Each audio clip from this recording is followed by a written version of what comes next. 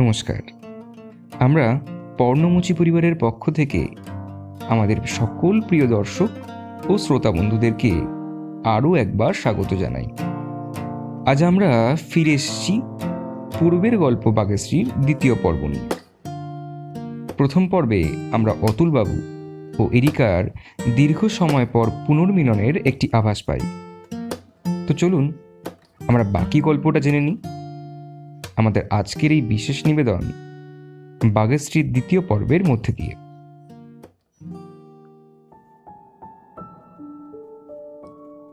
পাহাড়ের গায়ে পুনে শহরটায় একটু দেরিতেই আলো ফোটে, তাতে এ শহরের মানুষজনের কিচ্ছু যায় আসে না। ভোর 6টার অন্ধকারেই প্রাতঃভ্রমণে বেরিয়ে পড়েছেন অতুল। পুনে বিশ্ববিদ্যালয়ের ক্যাম্পাসটা বড়ই সুন্দর। বহুদিন ধরে এই ক্যাম্পাসেই সকালবেলাটা কাটিয়ে যান।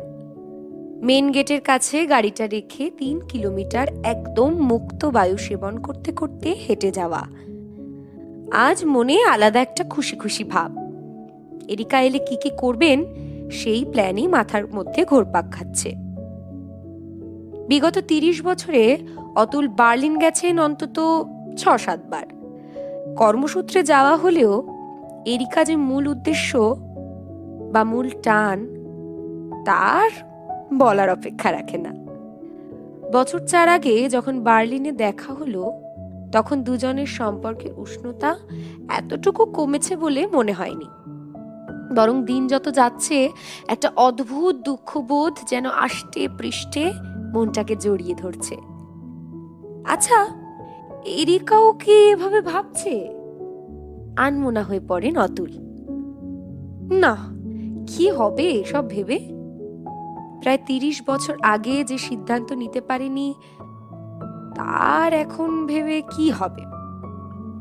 মনের মধ্যে এলোমেলো অনেক কথা আসছে যাচ্ছে, কোনোটাই বেশিক্ষণ স্থায়ী হচ্ছে না।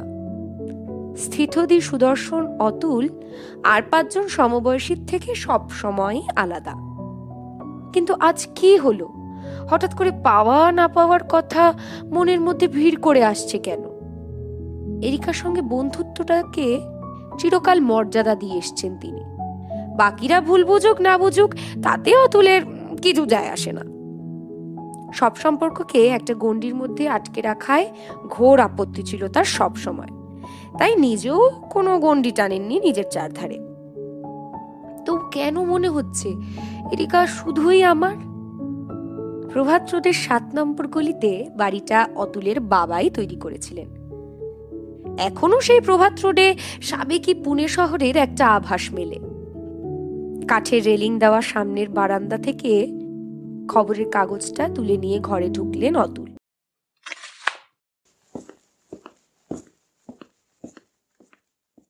খবরের কাগজের আজকাল বেশ কলরব বৃদ্ধি পেয়েছে। নভেম্বর শেষ হতে আর বেশি দিন নেই।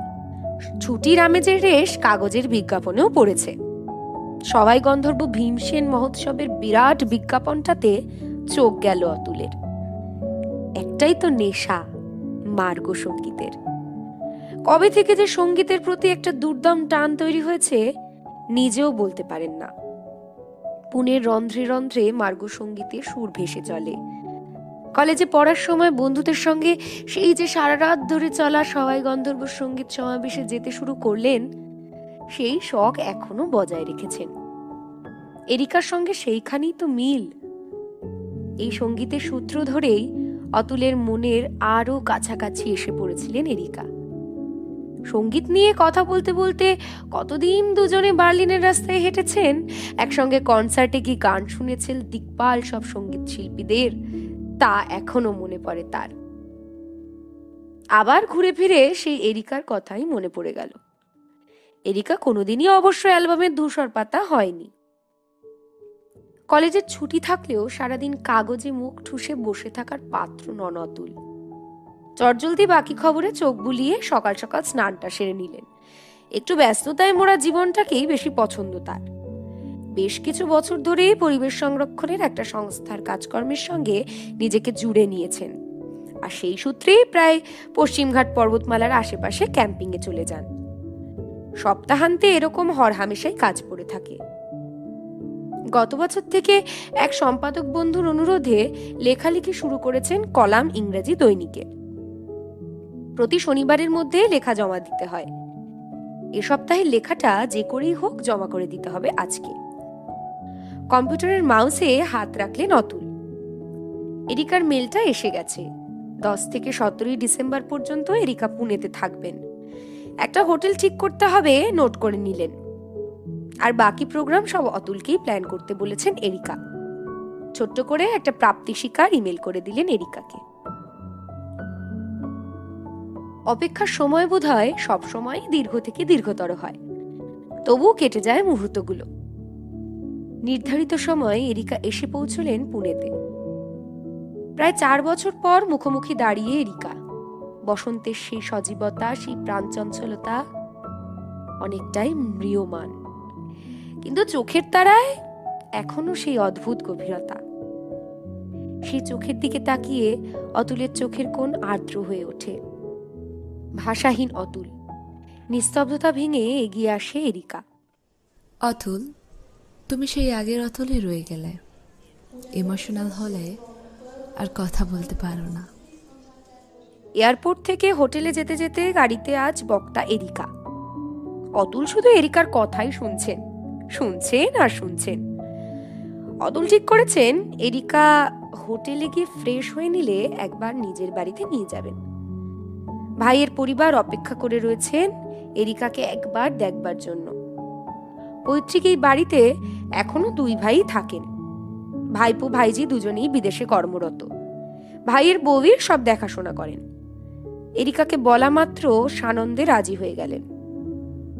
এই প্রথম অতুলের বাড়িতে পা রাখছেন এরিকা। আত্মীয় স্বজনের সঙ্গে আলাপ পর্ব এবং চায়ের পর্ব সারার পর নিজের স্টাডি রুমে এরিকাকে নিয়ে এলেন অতুল। অতুলের স্টাডি রুমে সার বইয়ের আলমারিতে নানা ধরনের বই থরে থরে সাজানো। দেয়ালে টাঙানো পারিবারিক ও অন্যান্য ছবির মধ্যে একটা ছবির দিকে এগিয়ে গেলেন এরিকা।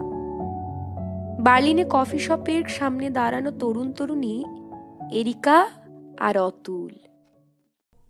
মনে পড়েছে অতুল, তোমার ক্যামেরার ছবিটা তোলা হয়েছিল না?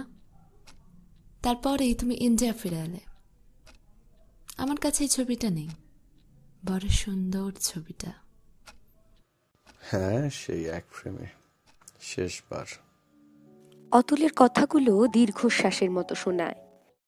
অতুল, তোমারও তাই মনে হয়? নিস্তব্ধতা নেমে আসে ঘরে। ঝোলা ব্যাগ থেকে একটা সুন্দর গিফট র্যাপ করা বাক্স অতুলের হাতে তুলে দেয় এরিকা।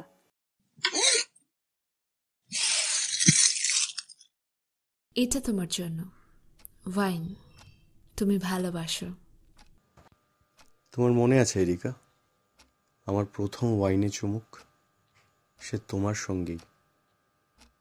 আই নো অতুল, সেই দিনটাকে আবার সেলিব্রেট করা যায় না?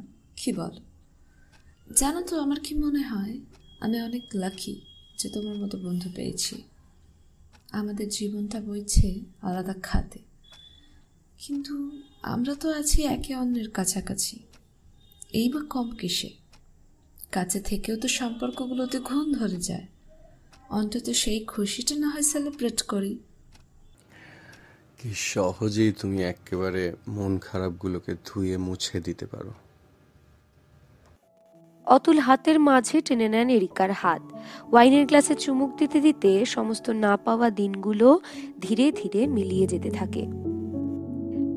4 দিন ধরে ধীরে ধীরে পাহাড় ঘেরা পুনে শহরের সঙ্গে অতুল এরিকাকে পরিচিত করে তুললেন।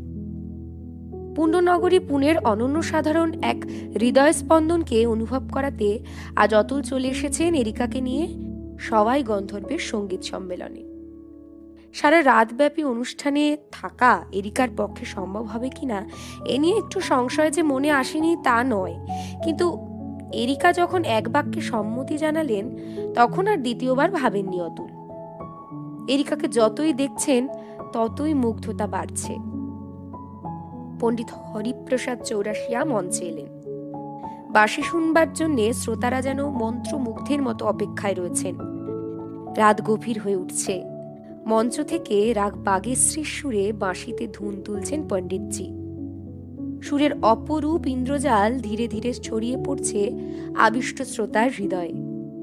এই স্বর্গীয় সুর যেন শ্যামেরই বাঁশি থেকে ভেসে আসছে। অতুলের বুকের ভিতর তীব্র এক অব্যক্ত কষ্ট যেন মোচড় দিয়ে গেল। না পাওয়া এক অদ্ভুত বেদনা, এক আকুতি, এক নিঃসঙ্গতা একাকার হয়ে গেল। এরিকার দিকে তাকালেন অতুল। কি আশ্চর্য! এরিকার দু চোখ পেয়ে গড়িয়ে পড়ছে শ্রাবণ ধারা। এরিকা যেন সাক্ষাৎ রাধা। কতক্ষণ যে এরিকার দিকে তাকিয়েছিলেন তা নিজেও জানেন না অতুল। সম্বিত ফিরল এরিকার কথায়। অতুল, তুমি আজ আমাকে জীবনের শ্রেষ্ঠ উপহারটা দিয়েছ। আমি আবার আসব তোমার কাছে। আসতেই হবে আমাকে ফিরে। অতুলের হাত ছুলেন এরিকা। দুফোঁটা মুক্ত ঝরে পড়ল অতুলের হাতে। নির্বাক অতুল আরো একটা অপার্থিব মুহূর্তের সাক্ষী হয়ে রইল পুণ্য নগরী।